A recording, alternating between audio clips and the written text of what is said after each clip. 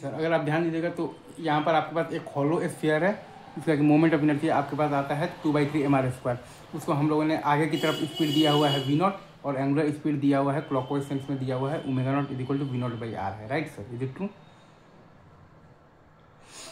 ठीक है।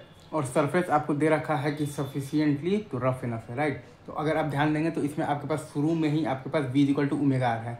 तो अब बस खाली स्टैटिक फ्रिक्शनल फोर्स अपने आप को ऐसे एडजस्ट करेगा ताकि a = α/r भी हो जाए और v = ω प्योर रोलिंग मेंटेन रहे। राइट, यहाँ पर अगर आप ध्यान दीजिएगा तो शुरू में ही आपके पास v = ω/r है। तो अब बस खाली स्टैटिक फ्रिक्शनल फोर्स अपने आप को ऐसे एडजस्ट करेगा ताकि a = α/r भी हो जाए और v = ω प्योर रोलिंग मेंटेन रहे।